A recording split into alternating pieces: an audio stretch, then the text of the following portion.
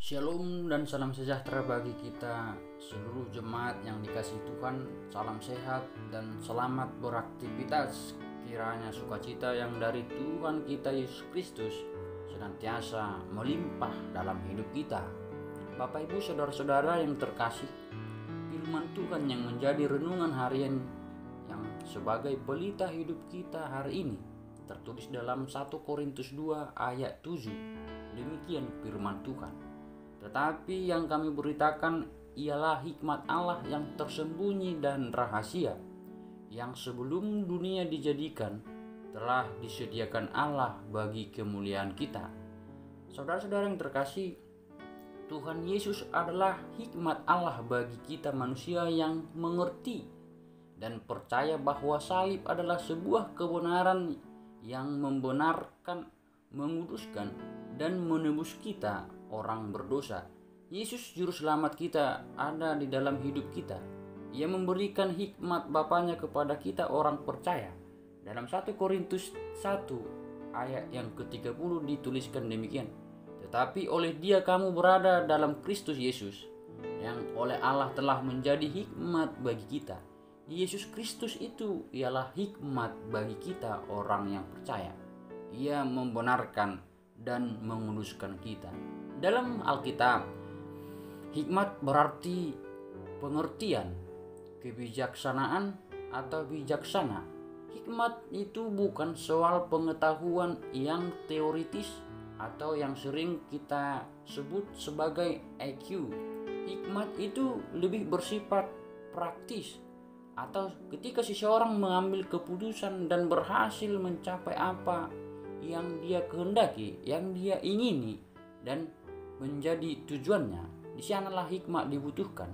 Maka hikmat itu terletak pada sikap hati seseorang yang membuat pribadinya berpengertian, bijaksana.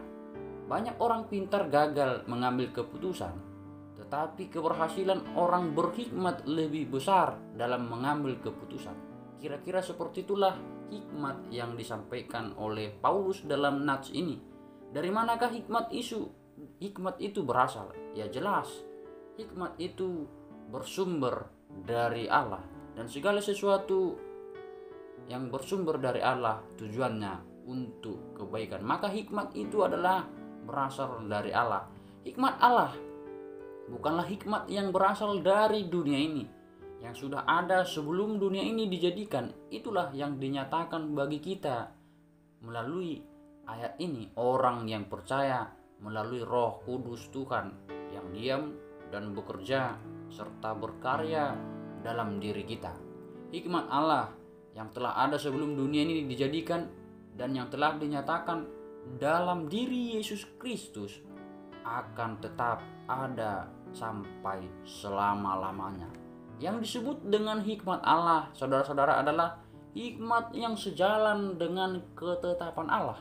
Sebaliknya, apa yang disebut dengan hikmat manusia ialah hikmat yang berasal yang dari dunia ini, yang selalu dipakai manusia untuk kekuatan dirinya sendiri dan mencoba untuk melawan apa yang dikehendaki Allah.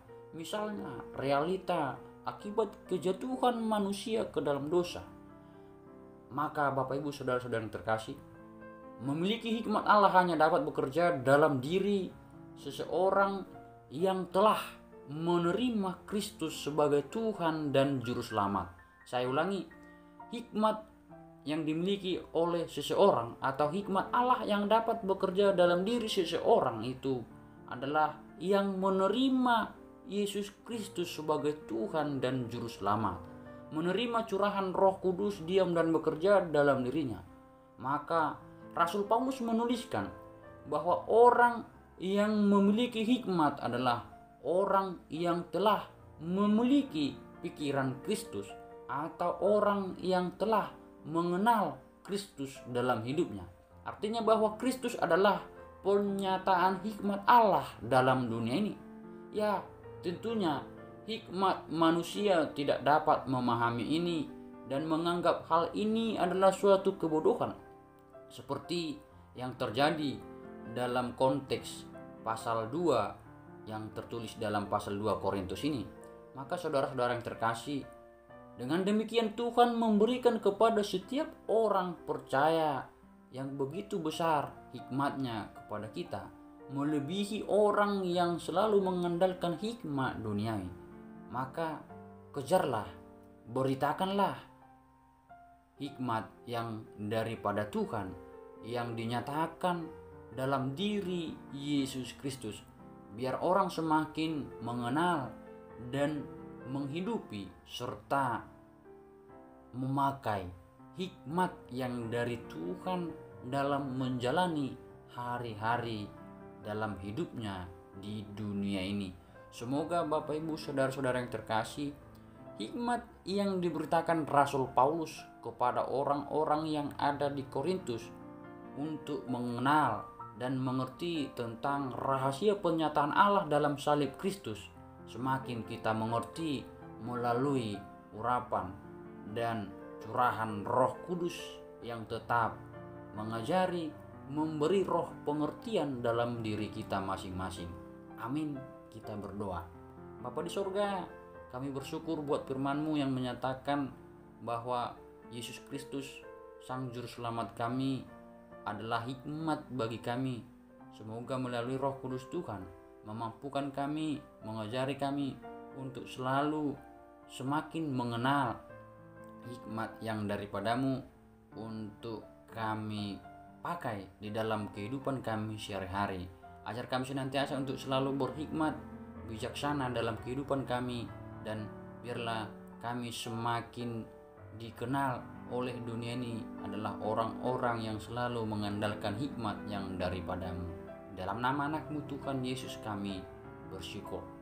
Amin. Demikianlah renungan harian yang menjadi pelita hidup kita hari ini. Tuhan Yesus memberkati kita. Shalom.